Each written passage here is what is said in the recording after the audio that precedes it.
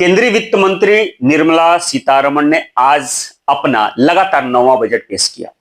यूं कहा जाए कि मोदी सरकार का यह 15वां बजट था।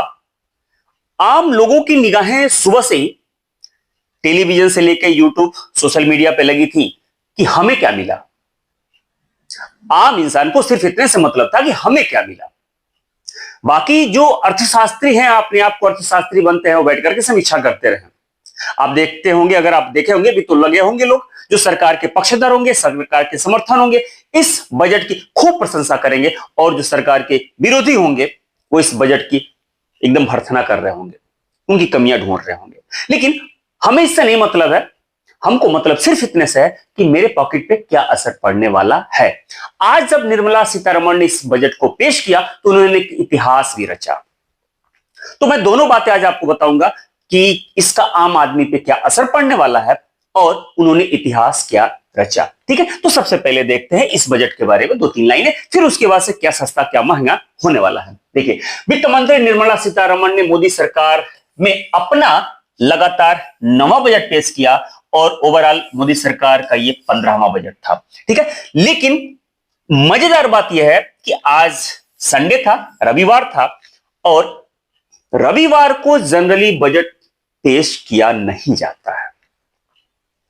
लेकिन निर्मला सीतारमण ने आज संडे होने के बावजूद भी अपना बजट पेश किया। हालांकि यह इतिहास तो उन्होंने रचा ही रचा। एक बार ऐसा मौका आया है भारत के इतिहास में जब संडे को बजट पेश किया गया था, और वो मौका कब था, जरा ध्यान से देखिएगा। बजट 1 फरवरी को पेश करने की परंपरा शुरू हुई थी 2017 में। 2017 से पहले ये जो बजट था वो 28 फरवरी को पेश किया जाता था। अब 28 फरवरी को पेश किया जाता था, लेकिन 2017 में इसे 1 फरवरी कर दिया गया। कारण यह है कि 1 अप्रैल से नया वित्तीय वर्ष शुरू होता है, तो एक अच्छा खासा मौका मिल जाए, जो हम बजट में बातें अपनी कह रहे हैं उसको अच्छे से लागू करना है, कैसे करना है, एक पूरी रणनीति बनाने का एक टाइम मिल जाए। जब 28 फरवरी को पेश होता था तो 1 महीना का टाइम, यानी अब सरकार को ऐसा लगा कि टाइम कम मिलता है तो पूरा का पूरा एक अच्छा। खैर, ये दूसरी बातें हो गई। तत्कालीन वित्त मंत्री यशवंत सिन्हा 1999 में जब बजट पेश किया था उन्होंने, तब भी संडे था। ठीक है, तो मैंने कहा ना कि एक बार ऐसा मौका आया है इससे पहले कि संडे को भी बजट पेश किया गया था। तो किसने किया था? यशवंत सिन्हा ने पेश किया था 28 फरवरी 1999 को, और उसके बाद न उससे पहले कभी न उसके बाद कभी। ये आज निर्मला सीतारमण ने भी इतिहास रच दिया कि संडे होने के बाद भी अपना बजट पेश किया। अब आइए देखते हैं कि आम आदमी के हिस्से में क्या मिला, क्या सस्ता हुआ और क्या महंगा हुआ। सबसे पहले सस्ते की बात करें, खुशी की बात कर लिया जाए पहले, है कि नहीं? तो देखिए, 17 लाइफ सेविंग दवाओं यानी कि जीवन रक्षक दवाओं पर बेसिक कस्टम ड्यूटी पूरी तरह से खत्म कर दिया गया। इसके अलावा 7 दुर्लभ बीमारियों जैसे कैंसर है, शुगर है, इस तरीके की 7 दुर्लभ बीमारियों के इलाज में इस्तेमाल होने वाली आयातित दवाओं और स्पेशल फूड पर टैक्स बिल्कुल हटा दिया गया, यानी टैक्स फ्री कर दिया गया। यानी कि आप कह सकते हैं कि ये जीवन रक्षक जो दवाएं हैं, कैंसर है, शुगर है, बीपी, इस टाइप की जो दवाएं हैं, ये अब सस्ती हो जाएंगी। ठीक है, ये आम आदमी के लिए बहुत ही अच्छी बात है।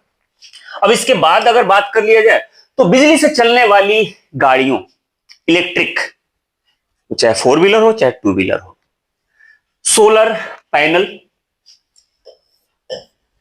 ग्रीन एनर्जी उत्पादन पर भी टैक्स कम करने की घोषणा की गई। यानी कि जो इलेक्ट्रिक बाइक्स हैं, 4 व्हीलर्स हैं, वो सस्ते होने की उम्मीद पूरी है। सोलर पैनल सस्ते होने की पूरी उम्मीद है। Lithium iron battery storage system से जुड़े हुए इनपुट्स में कस्टम ड्यूटी हटा दी गई है। सोलर पैनल बनाने में इस्तेमाल होने वाले सोलर ग्लास के कच्चे माल, सोडियम एंटीमोनेट पर भी ड्यूटी हटा दी गई है। यानी कि कुल मिला के ये चीजें जो है ये सस्ती होने वाली हैं। लेकिन मजेदार बात यहां है। अब मजेदार बात क्या है कि इन बदलावों से उत्पादन लागत तो घटेगा, उत्पादन लागत तो घटेगा, लेकिन इन गाड़ियों के और ये सोलर पैनल के दाम आम आदमी के हिस्से में सस्ते होंगे कि नहीं होंगे, इसका फैसला कंपनी मालिक करेगा। सीधी सी बात है, उत्पादन लागत तो घटेगा, लेकिन ग्राहक के हिस्से में इसका फायदा मिलेगा कि नहीं मिलेगा, ये कंपनियों के हाथ में अभी भी है। खैर उम्मीद कर सकते हैं कि सस्ता तो होने वाला है, लेकिन खैर अभी तो भविष्य के गर्त में है, देखा जाएगा क्या होगा। खैर मोबाइल बैटरी सस्ती होने वाली है, इलेक्ट्रिक टीवी सस्ते होने वाले हैं, लेदर सिंथेटिक जूते हो गए, टेक्सटाइल एक्सपोर्ट में भी ड्यूटी फ्री कर दिया गया है। ठीक है, जो अब फ्री था इसकी समय सीमा भी बढ़ा दी गई है, यानी कि मोबाइल सस्ता हो आपको मिलेगा, एक जूते चप्पल सस्ते हो जाएंगे, कपड़े सस्ते हो जाएंगे।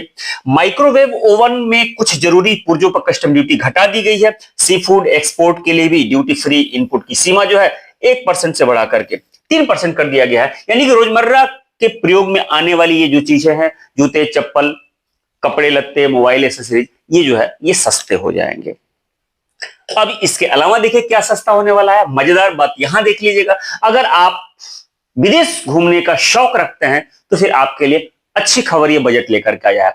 हवाई जहाज की यात्रा कीजिए और मौज कीजिए। इसमें क्या होने वाला है जरा ये देख लीजिएगा। निजी इस्तेमाल के लिए विदेश से मंगाए गए सामान पर कस्टम ड्यूटी 20% से घटाकर 10% कर दी गई है, यानी कि निजी इस्तेमाल के लिए विदेश से अगर कोई आप सामान मंगा रहे हैं तो वो सस्ता हो जाने वाला है, यानी विदेश से मंगवाए गए इलेक्ट्रॉनिक्स या गिफ्ट आइटम अब पहले से सस्ते होंगे।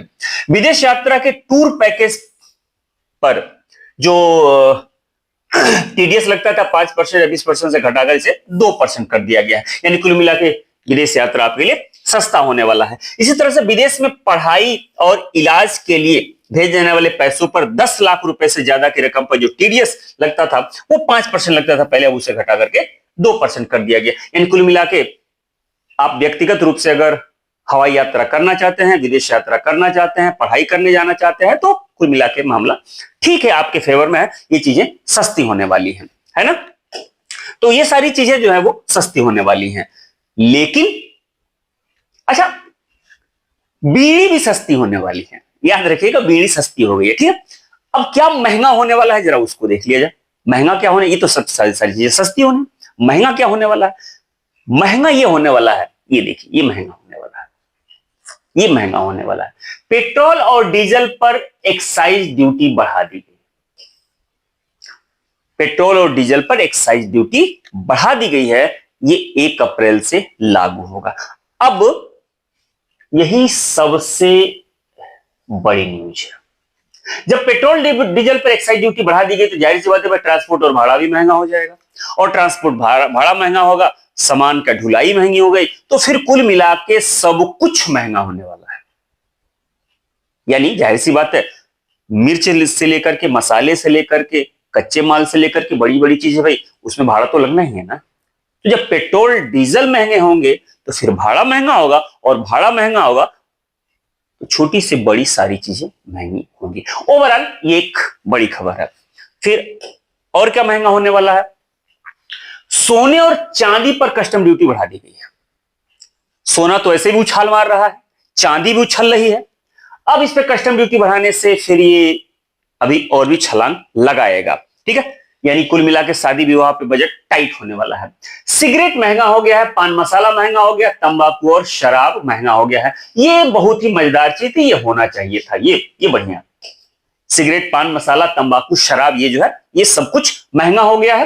महंगा हो गया मतलब 1 तारीख से सब कुछ हो जाएगा, महंगा हो जाएगा 1 अप्रैल से जब नया वित्तीय वर्ष शुरू होगा। स्क्रैप महंगा हो गया है, खनन महंगा हो गया है, शेयर बाजार में ट्रेडिंग करना पहले से महंगा हो जाएगा, ये पहले से महंगा हो जाएगा, ठीक है।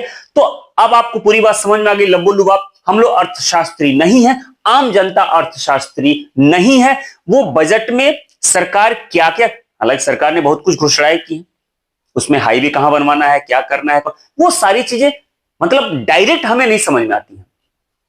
हमें ये समझ में आता है कि मेरे पॉकेट पे क्या असर पड़ने वाला है, ठीक। तो 2 बातें मैंने पूरी तरह से क्लियर की कि क्या सस्ता होने वाला है और क्या महंगा होने वाला है। बाकी जो सरकार के पक्षधर हैं वो तो तारीफ कर रहे होंगे, जो विपक्ष में बैठे हुए हैं वो इस वक्त सिर्फ और सिर्फ उनकी कमियां ढूंढ रहे होंगे। उनको ढूंढने दीजिए, हमारा काम सिर्फ यह है कि हमारे पॉकेट पे असर क्या पड़ने वाला है। कमेंट करके आप बताइए कि आज का जो बजट पेश हुआ है उसके बारे में आप क्या समझते हैं। ये बजट आपकी नजर में कैसा है, फायदे की चीज है या घाटे की चीज है। आम आदमी के पॉकेट पर, आम आदमी के बजट पर इसका क्या प्रभाव पड़ने वाला है, ये आप क्या सोचते हैं कमेंट करके जरूर बताइए। मिलते हैं ऐसे मजेदार टॉपिक के साथ, वीडियो के साथ, तब तक अपना ख्याल रखिए।